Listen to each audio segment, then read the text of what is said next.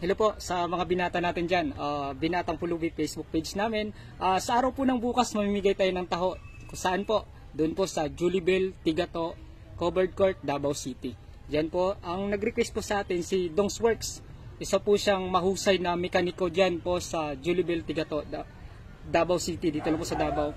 Sila po ay, si Dongs Works po, ang mabait nating kaibigan, nag-representa o nag-comment po sa atin na sana doon na naman po sa barangay po nila.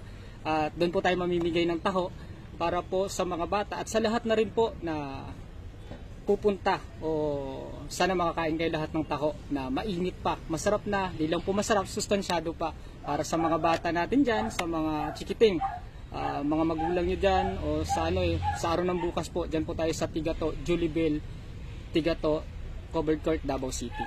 At bukas po yan, alas 9 na po, petsa 14 po. Ang petsa po ay 14, 13 po tayo ngayon ng Friday, mag 9 na po. Bukas po, dyan po kami. Kasama namin yung team ng Binatang Pulubi. At salamat po kami ng marami kay Dongs Works kasi inibitaran niyo po kami na dyan din po kami mamimigay. Kasi marami po dong mga bata at nila yung mga bata, marami din pong gustong kumain ng taho ng Binatang Pulubi. At saka yun po, hindi lang po yun, baka sasama po pala yung mga kaibigan natin. Good news po, mga kaibigan natin na nasa barber o nanggugupit. Nagrepresenta po sila na sasama sila kung magkataon bukas, kasama natin bukas.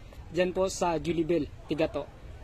Libre gupit din po. Ayun, nagrepresenta sila na sa pamamagitan ng paggugupit ay libre lang po. Meron ng mga bata na mahabang buhok, sa mga nanay tatay natin dyan, kasi pwede ding magpapagupit yung babae, at saka sa nanay natin o sa tatay natin dyan, mahaba na yung buhok, at saka mga bata na nag-aaral, libreng gupit lang po para bukas.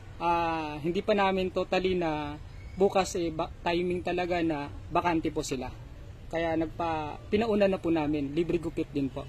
Kaya sa araw po ng bukas, alas 9 ng umaga, magka-team yung Binatang Pulubi, mamimigay tayo ng taho at ang nag-ibitar po sa atin si Dongs Works. Salamat po kami ng marami sa inyo, Dongs Works namin. Isa po kayong mabait at mahusay na mekaniko. Suportahan din po natin. Meron din po silang charity yung Dongs Works natin na buo para silang sa riders na nagtulong-tulungan din po para tumulong. Kaya bukas mamimit po namin sila. At abangan nyo po kami dyan sa barangay nyo po.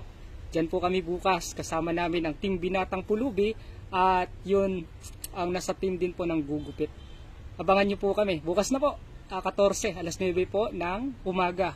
Diyan po sa barangay nyo po. Antabay na po kayo dyan, magising na kayo ng umaga mga bata at sa lahat para makakain tayo ng fresh na taho at mainit-init pa po yun. Tsaka yun ulit namin, balang araw hindi lang po taho yung may bibigay natin.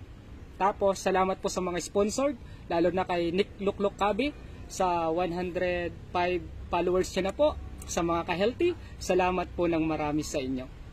Todo support din po yung Nick Luklok Kabi. At saka sa araw din po ng bukas, baka magle-live po yung Nick Luklok Kabi sa mga ka-healthy. At suportaran niyo pa rin po yung Binatang Pulubi. Huwag po kayong magsawa sa amin sa panunood. Please naman po, paki-follow and share niyo po para mabahagi po sa iba.